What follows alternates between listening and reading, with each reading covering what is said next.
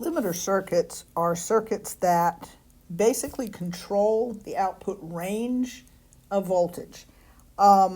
You already know from dealing with op amps that there are circuits that naturally limit the voltage on the output. Amplifier circuits, like op amp circuits, generally limit the output because they have a voltage source, and the voltage source range basically gives you a limit on the value of the output. But limiter circuits are diode circuits that actually are designed to limit the range of the output voltage. So when you look at them, they have a limit L plus and L minus. This is some DC voltage that doesn't necessarily have to be symmetrical. And then the value of that over K is basically the input range that can go into it without any kind of distortion or clipping. So V out is going to be L minus if V in is less than L minus over K. V out is going to be K times V in between those two limits, between L minus over K and L plus over K. And then V out is going to be L plus for V in is greater than L plus over K. So in limiter circuits, the limiting voltages are selectable. They don't have to be positive and negative. They can be both positive, both negative, or in between. If amplifiers are used in limiting circuits, they can have a gain of greater than 1. Passive limiter, which doesn't have an amplifier, will have a gain less than or equal to 1. Single limiters clip at 1 voltage, double limiters clip at 2, and then hard limiters clip very abruptly. So they, just like the previous example we saw, they stop the voltage at a specific value. A soft limiter has kind of a more transition. So the gain goes from high gain to low gain, but not to 0. So it works a little bit differently. So amplifiers will limit, obviously, if the input voltage is too high, and that is based on the power supply range. And this is what you get if you are overrunning the voltage limit. You've probably seen this. If you've put too much voltage in an op amp circuit, you end up having flattening edges, and if it's flattened too much, it really kind of looks like a square wave.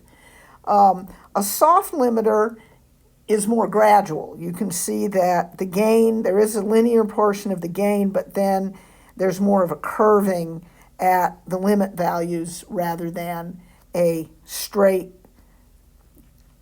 abrupt limit. And when you send a sine wave through that, it's a distorted sine wave that you get out. It's not actually a clipped sine wave, but it's not the full sine wave either.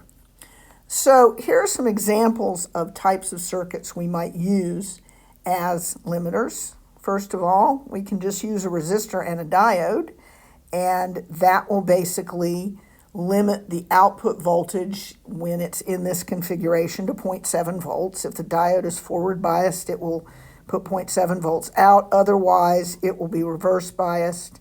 And then whatever you get out is whatever you put in. So that would be one way of doing that. You can turn the diode around, and when you do that, you end up with a inverted curve. So that's basically the only difference. When you flip the diode over, it just limits the other part of the waveform, and other than that, looks pretty similar. You can also put in 2 diodes in parallel and get a very small range out.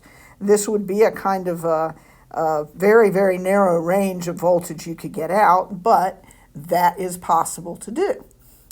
You can also add a DC voltage source to increase the output voltage range. So you can take a diode and put it in series with a 5-volt source, and then the limit will just be 5.7 volts. So it's just a little bit different, and obviously that value can be adjusted to any value that you want to set the DC value to. One can also use Zener diodes, and Zener diodes will be able to make a set of different types of limiters. And you do not have to have the same diodes. You can have different values. You could have a 12 volt diode for Z2 and a 5 volt diode for Z1. And that in that way, that can be very adjustable. If you have the diodes pointing the way they are and you have Z1 and Z2, the top limit is going to be Z2 plus 0.7, and then the bottom limit is going to be the Z1 plus 0.7 in the negative. One can also switch the diodes, and when we do that, we'll get something different. But let's look at what the output looks like, first of all. The limit, let's say we have a peak value of 20 volts, a Zener diode of 10 for Z1, and a 5 volt Zener diode for Z2. And you can see that the top limit is 5.7, the bottom limit is negative 5.7. And if we turn the diodes or switch the values on them, we'll just switch the values of the voltages. So if we switch Z1 and Z2 and have them have two different values, we just switch the upper and lower limits. Swapping the diode order has no effect whatsoever. So if we take D1 and D2 and just switch their order, then it works exactly the same. So the order of the diodes actually doesn't matter. So that's one type of circuit that we're going to cover today. The other is known as clamping circuits. Clamping circuits change the DC voltage of an input waveform without changing the shape. So it's different than a clipping circuit. Clipping circuits chop off parts of the waveform, and clamping circuits move the waveform up and down.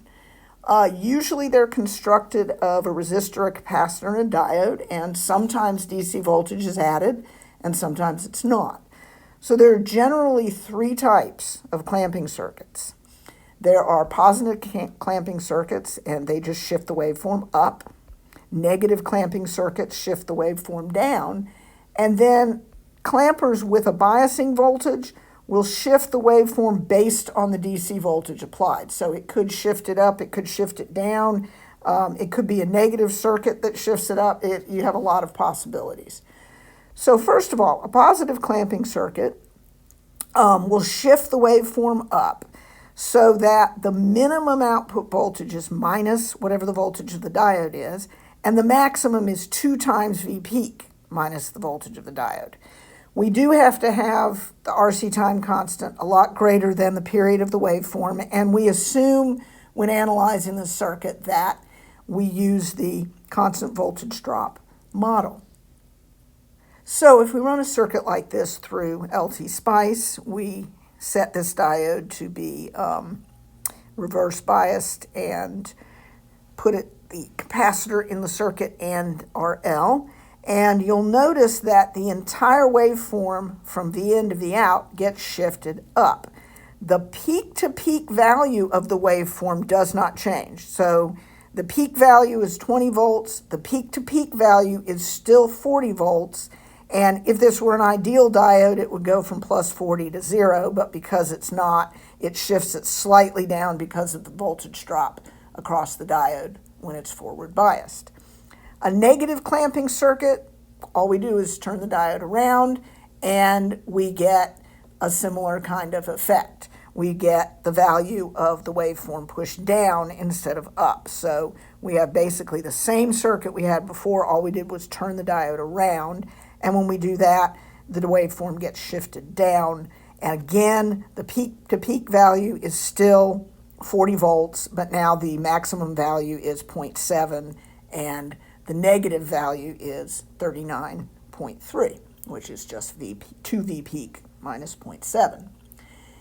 If you put a DC voltage source in series with the diode, then the value of the offset can be positive or negative, and the biasing can either be pushing it up or down. So basically, the direction of the diode determines if it's going up and down, but the DC value will determine kind of how much. So it's easiest to kind of look at several examples of how this might work. So first of all, we have the same circuit we had before, but we added a 5-volt DC source.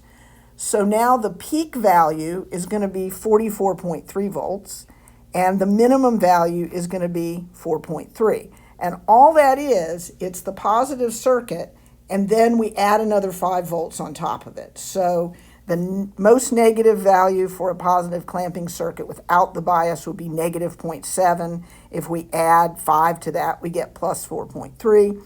And the same with the peak value. The peak value would be 39.3, and we add 5, we end up with 44.3. So here is a summary of clamper circuits. It's really pretty much just plug and chug. You mostly just have to know what circuit you're looking at to know what numbers to put in. Other than that, they are not too difficult.